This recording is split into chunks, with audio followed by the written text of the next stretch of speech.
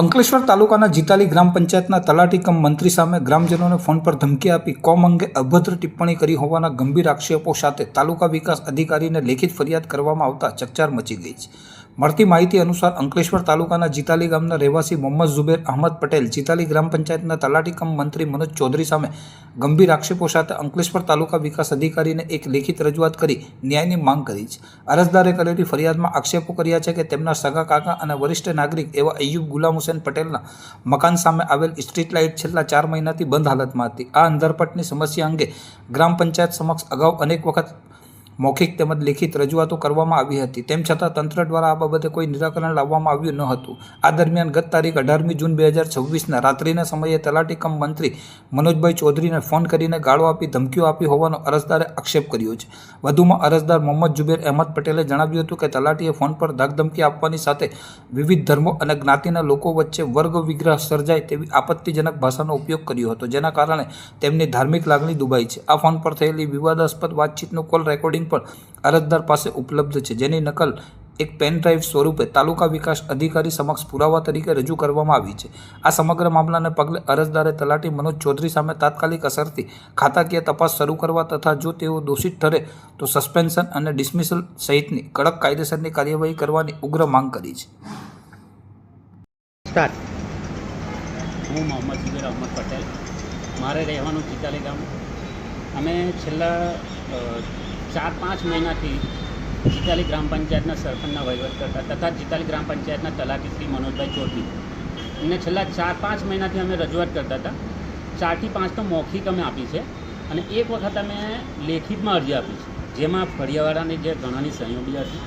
હવે એમને એક નાના કામ માટે અમે ફોન કર્યો હતો કે ભાઈ અમારા ફળિયામાં જે સ્ટ્રીટ લાઇટ છે એ બગડી ગઈ છે, બંધ પડી ગઈ છે અને જેમાં અંધારું હોવાથી રાત્રે લોકોને આવવા જવાના લોકોને તકલીફ પડે છે, ચોરીઓ થાય છે।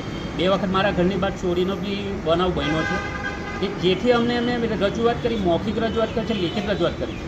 અને આજે બનાવ બન્યો છે 18 તારીખે ગુરુવાર, એ દિવસ દરમિયાન મેં એમને ફોન બી કર્યો હતો 4 વાગે, પણ એમને ફોન રિસીવ ના કર્યો। અને પછી સાંજે 8 થી 9ના ગાળામાં એ દરમિયાન એમનો સામેથી ફોન આવે છે મારા ઉપર, એમના નહીં તો બી 10 થી 12 મિસ કોલ આવ્યા હતા, મેં રિસીવ ના કર્યા કે હું એક ફેમિલીમાં બેઠો હતો। પણ ત્યારબાદ એમના મિસ કોલ એક ધારું ચાલુ જ રહેવાથી મેં છેલ્લા એમના 2 કોલ ઉઠાવ્યો। તો પહેલાં કોલમાં તો એમનો જે બીભત્સ વાતો જે હતી, ગમે તેમ વાહિયાત વાતો કરતા હતા, ધમકીઓ આપતા હતા, મારી નાખીશ આ તે ફલાણું ઢીકણું। અને છેલ્લો જે બીજો કોલ ઉઠ્યો એમનો રેકોર્ડ થયું છે। હવે એ કોલમાં એમણે મને ચોખ્ખી ધમકી આપી છે અને કીધું છે કે વિશ્વ હિન્દુ પરિષદ એટલે કાલે અમને જીતાલીમાં આવશે, તને આમ કરશે, તને આમ કરશે, તેમ કરશે, તારું ઘર તોડી નાખશે।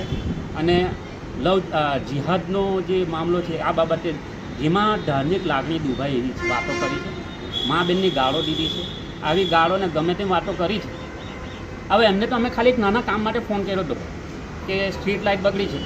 હવે અમારે એમને ચીજવાને અમારે એમને ગાળો દેવી જોઈએ, પણ આ કામ અમે નથી કર્યું કે અમે એમની સાથે સભ્યતા વર્તન કર્યું, સભ્યતાથી એમની સાથે વાત કરી, પણ અમારી સભ્યતા જોઈને એમણે જે મારી સાથે વાતને ખોટો વ્યવહાર કર્યો છે એ બદલ અમે આજે હમણાં ટીડીઓ સાહેબને આવેદનપત્ર આપવા આવ્યા છે કે જેથી આવા માણસને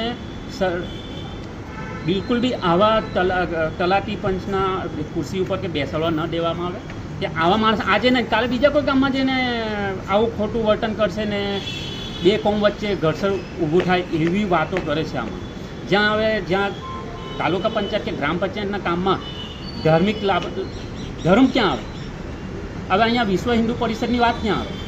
એટલે આવા માણસ તદ્દન ખોટા છે, આવા માણસને ચલવી લેવામાં ન આવે અને આવાને તત્કાલ રૂપે ભાઈને સસ્પેન્ડ કરવામાં આવે એવું અમે હમણાં ટીડીઓ સાહેબને આવેદનપત્રમાં આપવા આવ્યા છે, જેથી આ માણસ પર કાયદેસર કાર્યવાહી કરવામાં આવે અને આ ભાઈને તાત્કાલિક ધોરણે સસ્પેન્ડ કરવામાં આવે। તમને શું લાગે નશાની હાલતમાં હતા?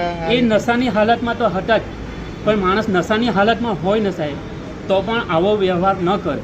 એ માણસને એટલું ભાન પડે છે કે તમે મને ગ્રામ પંચાયતના કામે ફોન કર્યો છે, તમે આ માણસ બોલો છો, ફલાણા માણસ બોલો છો, તો એને શું એટલી ભાન નહોતું કે માણસ કેવી વાતો કરવી જોઈએ? એટલો નશાની હાલતમાં। અને મેં એમને કીધું બી હતું કે જો તમે આ કામ ન કરશો તો મારે આગળ ઉપલા અધિકારીઓને, તો એમણે ચોખ્ખું ફોનમાં કીધું કે જ્યાં રેકોર્ડ આપવો હોય ત્યાં આપજો। એટલે એમને મતલબ એનાથી એ સાબિત થાય કે એને તો ના તો કલેક્ટરશ્રીનો ધમકી છે કે એને કોઈ ટીડીઓ સાહેબની ઉપલા અધિકારીનો એની કોઈ ધાક જ નથી। આ કેવો હોય ભાઈ? એટલે હું કલેક્ટર સાહેબ શ્રીના આપના મીડિયાના માધ્યમ દ્વારા કલેક્ટર શ્રી સાહેબને તથા ડીડીઓ સાહેબને તથા ટીડીઓ સાહેબ એક જ આવેદનપત્ર આપું છું અને એક જ વાત કહું છું કે આવા માણસને તત્કાલિક ધોરણે સસ્પેન્ડ કરવા જોઈએ.